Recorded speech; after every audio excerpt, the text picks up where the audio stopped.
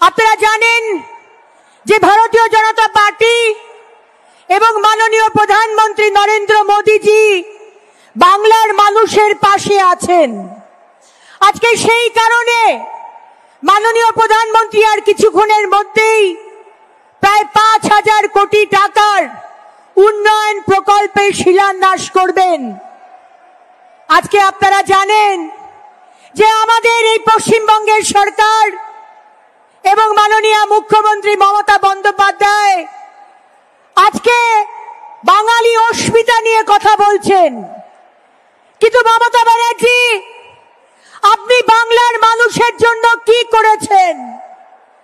আপনি double double চাকরির কথা বলেছিলেন, কিন্তু আজকে আমাদের বাড়ির ছেলেমেয়েরা তারা পরিযায়ী শ্রমিক হয়ে অন্য রাজ্যে কাজ করতে যাচ্ছে।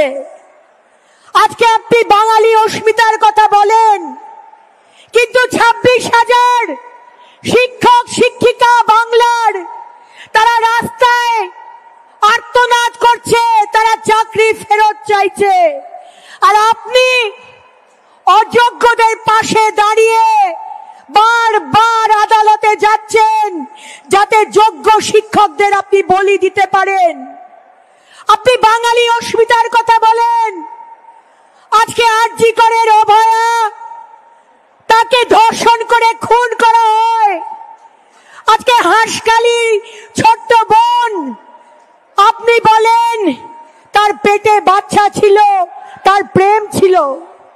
আজকে দক্ষিণ কলকাতার আইন কলেজের ছাত্রী, তাকে গণধর্ষণ করে তৃণমূলের ৩ যুবক। আজকে এই রাজ্যে বাঙালি এবং বাংলার মানুষ মহিলাদের কোনো সম্মান নেই, কোনো বিচার নেই। আজকে শিল্প আসা বন্ধ হয়ে গেছে।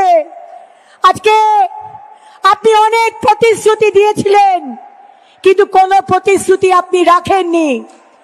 ২০০৫ সালে মমতা ব্যানার্জি আপনি বলেছিলেন ১ কোটি রোহিঙ্গা এই পশ্চিমবঙ্গে ঢুকেছে।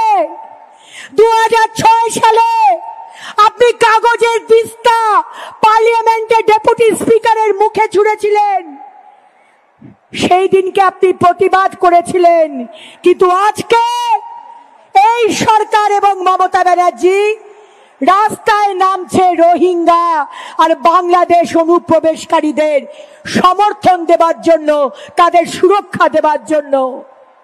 আজকে মুসলমান ভাই বোনেদের নিয়ে রাজনীতি হচ্ছে, কিন্তু আমরা দেখলাম তামান্না, ছোট্ট তামান্নাকে মেরে ফেলা হলো বোম মেরে। আজকে কি হিন্দু কি মুসলমান, কারুর কোনো ভবিষ্যৎ নেই, চাকরি নেই, সম্মান নেই, সুরক্ষা নেই। আর আপনি বাঙালি অস্মিতার কথা বলছেন। আজকে কলকাতা পুলিশের সিপি একমাত্র বাঙালি সিপি হয়েছে, ডিজি হয়েছে, সিপি নয় ডিজি, সুরজিৎ পুরকায়স্থ। সেখানে কিন্তু আপনি বাঙালিদের জায়গা দেননি। আজকে চিফ সেক্রেটারি কোন বাঙালি আপনি করেন না। আজকে মনোজ ভার্মা, মনোজ পান্থ এবং দ্বিবেদী, তাদেরকেই আপনি জায়গা দেন। তাই আজকে আমার ভারতীয় জনতা পার্টির কার্যকর্তা এবং সাধারণ মানুষ যারা এসেছেন, আজকে এই পরিবর্তন সংকল্প সভা থেকে আমরা আসুন এই প্রতিজ্ঞা করি, ২৬-এর লড়াই বাংলার সাধারণ মানুষের সঙ্গে মমতা ব্যানার্জি, এবং এই লড়াই আমাদের জিততে হবে। আমরা জিতবো তো? আমরা লড়াই করব তো? এই লড়াই আমাদের জিততে হবে। এবং এই মঞ্চ থেকে আসুন আমরা অঙ্গীকারবদ্ধ হই, প্রতিজ্ঞা নিই যে আগামী ২৬ মাননীয় প্রধানমন্ত্রী নরেন্দ্র মোদীজি এবং ভারতীয় জনতা পার্টির সুশাসনের সরকার যেন আমরা এই পশ্চিমবঙ্গে প্রতিষ্ঠা করতে পারি। এই বলেই আমার বক্তব্য শেষ করব। ভালো থাকবেন, সুস্থ থাকবেন। ভারত মাতা কি।